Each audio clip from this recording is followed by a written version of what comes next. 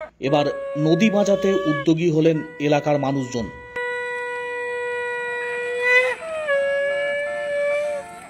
পূর্ব বর্ধমানের ভাতারের কুবাজপুর এলাকায় খড়ি নদী বাঁচানোর জন্য ভাসানো হলো প্রদীপ। এছাড়াও ভেলা ভাসিয়ে এলাকার মানুষজন ঐক্যবদ্ধভাবে আগামী দিনে আরও বৃহত্তর আন্দোলনের ডাক দিলেন। পূর্ব বর্ধমানের ভাতারের বিস্তীর্ণ এলাকা দিয়ে প্রবাহিত হয়েছে খড়ি নদী। এতদ অঞ্চলের মানুষের জীবন জীবিকার উপরে যথেষ্ট প্রভাব রয়েছে এই খড়ি নদীর। জীবন জীবিকার স্বার্থে খড়ি নদীকে বাঁচিয়ে রাখা এবং তার চরিত্র যাতে বদল হয়ে না যায় তার জন্যই আপামর মানুষজন একত্রিত হয়েছেন। এছাড়াও খড়ি নদীর জল ক্রমশ দূষিত হয়ে যাচ্ছে। জীবন জীবিকা বাঁচাও এবং খড়ি নদী বাঁচাও এই স্লোগানকে সামনে রেখে পথে নামলেন গ্রামের মহিলারা। পুরুষ মহিলা নির্বিশেষে স্কুল কলেজের পড়ুয়ারা তারাও সমবেত হলেন। এরাচিয়া এলাকায় যেমন প্রদীপ ভাসানো হয়, পাশাপাশি কুবাজপুর গ্রামে সেখানেও প্রদীপ ভাসানো হলো খড়ি নদীতে। ভেলা ভাসিয়ে খড়ি নদী বাঁচাও এই স্লোগানকে সামনে রেখে আগামী দিনে আরও বড়সড় আন্দোলনের প্রস্তুতি শুরু করলেন এতদ অঞ্চলের বাসিন্দারা।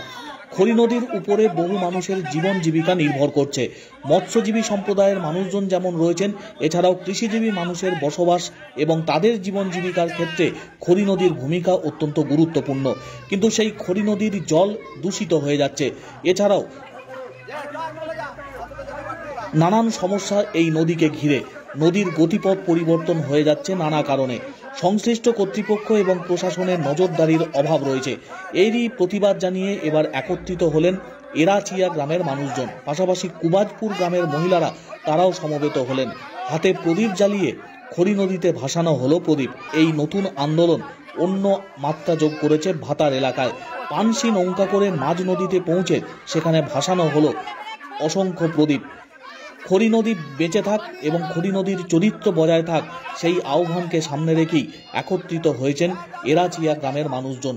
কুবাজপুর এলাকায় সেখানেও প্রদীপ ভাসানো হলো খড়ি নদীতে। জীবন জীবিকা রক্ষা এবং খড়ি নদী বাঁচানোর তাগিদ নিয়েই একত্রিত হয়েছেন ভাতার এলাকার বিস্তীর্ণ অঞ্চলের মানুষজন।